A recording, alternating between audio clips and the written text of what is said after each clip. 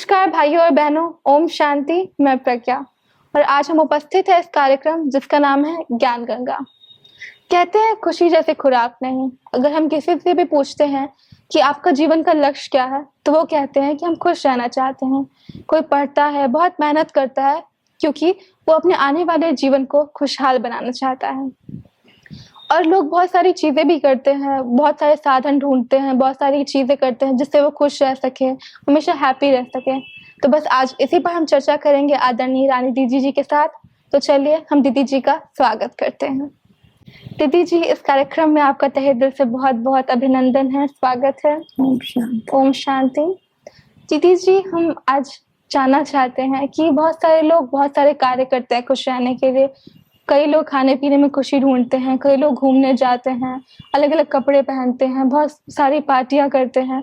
तो ये सब में क्या सच में हमें खुशी मिल सक पाती है? खुश रहने का लक्ष्य है तो खुशी तो मिलती है, जी, लेकिन उतना समय जितनी देर हम वो कार्यक्रम कर रहे हैं, लेकिन खुशी हमारी सदा बनी रहे, इसके लिए हमें और पुरुषार्थ करना पड़ता है। जी दीदी जी। लेकिन दीदी जी आजकल इतने सारे दुःख बढ़ते जा रहे हैं, लेकिन सारे लोग अगर आप पूछेंगे या करेंगे, तो सबका जवाब यही होगा कि हम सारा कार्य खुशी पाने के लिए कर रहे हैं। तो फिर ऐसा क्यों है कि वो उनका लक्ष्य तो खुशी पाना है और वो उसके लिए कर्म भी करते हैं लेकिन खुश नहीं हैं?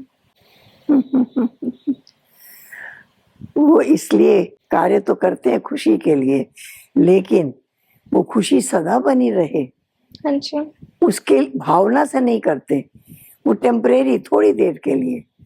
उसके बाद फिर माइंड किसी की छोटी सी बात पर भी डिस्टर्ब हो जाता है, किसी बात से दुखी हो जाता है, किसी बात से रोने लग जाता है और किसी बात से खुश भी हो जाता है। हाँ जी, ऐसे मन बार बार चेंज होता है।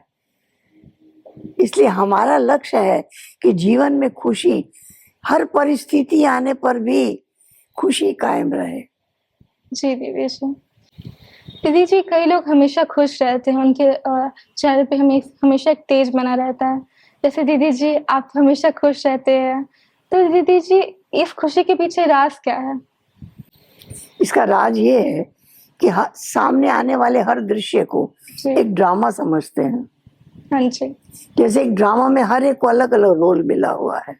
जी, किसको धीरे बोलने का, किसको जोर से बोलने का, किसको हंस हंस के बोलने का, किसी को रोने का, अलग अलग रोल है।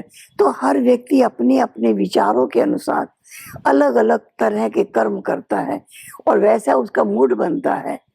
तो हम समझते हैं ड्रामा में इसका यही पार्ट है, हाँ जी, वो अपना पार्ट बजा रहा है, वो इसके परवश है, जी, वो अपने उसी स्थिति के वश हो जाता है। तो ऐसा ड्रामा समझकर हम उसको साक्षी भाव से देखते हैं। जी दीदी जी। दीदी जी, कहा गया है कि खुशी जैसी खुराक नहीं और चिंता जैसा मर्ज नहीं। तो दीदी इसको विस्तार से बताएँ? अगर हमारे मन में खुशी है जी, तो हम जो भी काम करेंगे अच्छा करेंगे, हाँ जी, उससे हमको भी खुशी मिलेगी, औरों को भी खुशी मिलेगी। इसीलिए कहा जाता है खुशी जैसी खुराक नहीं। जैसे अच्छी खुराक से सेहत अच्छी होती है, जी, मन प्रसन्न होता है, इसी तरह से हम ऐसा कार्य करें, हम ऐसे बोल बोलें, हमारा ऐसा व्यवहार हो कि हमें भी खुशी हो, दूसरे को भी खुशी हो। जी, अगर ऐसा ही लक्ष्य रख करके चलें तो ऐसा कभी नहीं होगा कि कोई व्यक्ति हमसे खुश होगा, कोई व्यक्ति हमसे नाराज होगा। हाँ जी, इसलिए हमें हर एक को खुश करना है। फिर वो व्यक्ति मीठा बोले, थोड़ा तीखा बोले, ये हो सकता है, अंतर हो सकता है, लेकिन हमारा लक्ष्य है खुश रहना है, खुश करना है। तो हम लक्ष्य होने के कारण हम उस लक्ष्य को पा सकते हैं। दीदी जी, खुशनुमा जीवन का आधार क्या है?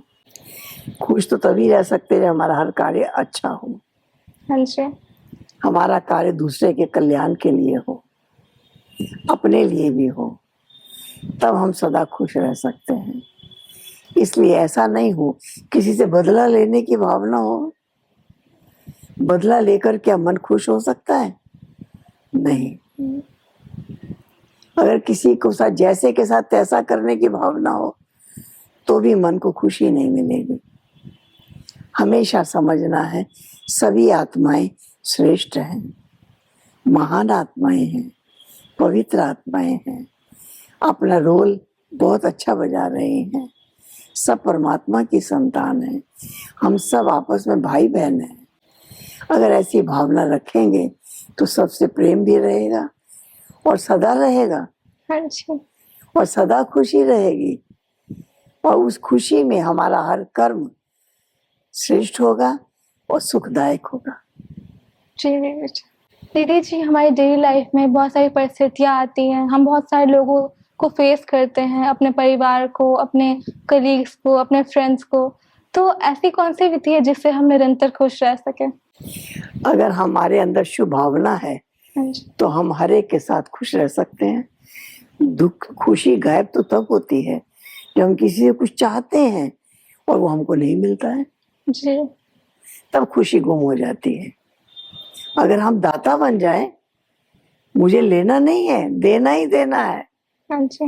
मुझे सहयोग देना है, मुझे ऐसा काम करना है जिससे औरों को खुशी हो, मुझे ऐसा बोलने से औरों को खुशी हो, मुझे लेने की भावना नहीं, देने की भावना है, दातापन की भावना है, तो ऐसा अगर हमारा कर्म भी है, विचार भी है, तो हम समझते हैं कि हम सदा खुश रह सकते हैं, क्योंकि हमारे अंदर बदला लेने की भावना नहीं है।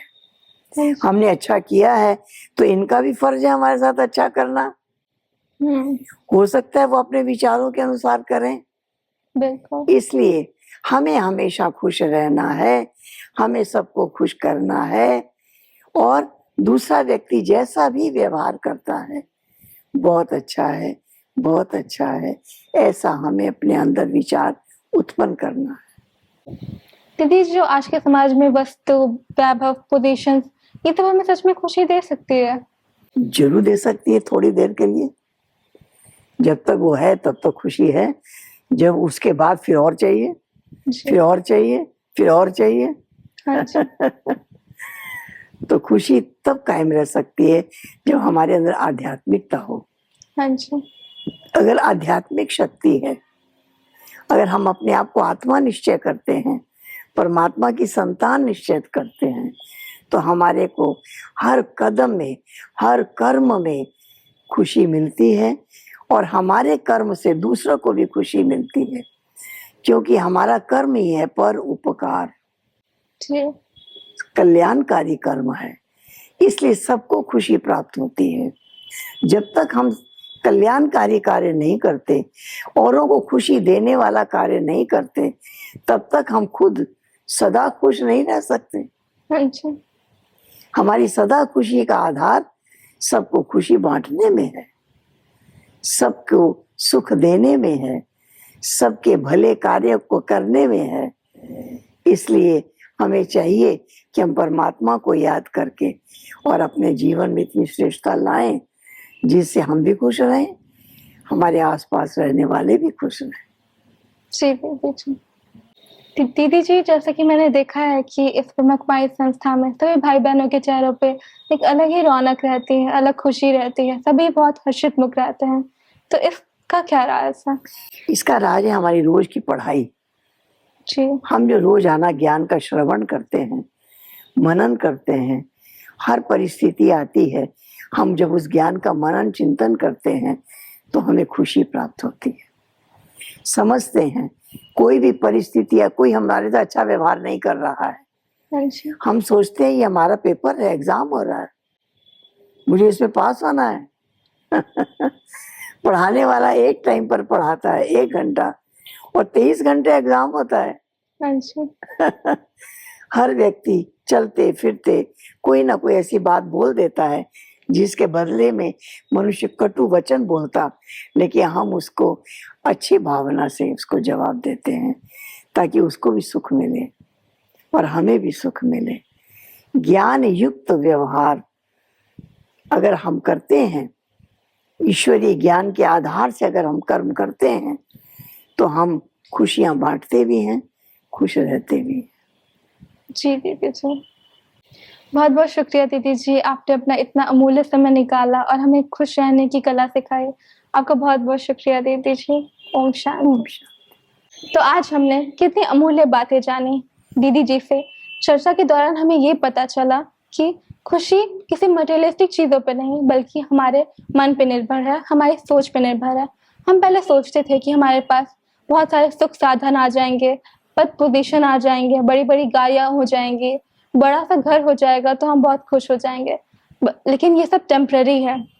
हमें ये पता चला कि अगर हमारे पास कुछ भी आ जाएगा तो फिर हमें दूसरी चीज़ों की इच्छा उत्पन्न हो जाएगी, पर हम उस चीज़ को पाने के लिए, उस चीज़ के लक्ष्य को पाने के लिए हम उसके दौड़ में लग जाएँगे। आध्यात्मिक से हमें ये सीख मिलती है कि हम संतुष्ट रह सकते हैं हर चीज़ों में। हम हर चीज़ में राज़ी रहेंगे और हम निरंतर खुश रहेंगे। तो ऐसे ही अधिक जानकारी के साथ मिलते हैं हम आपसे अगले एपिसोड में। तब तक के लिए नमस्कार, ओम शांति।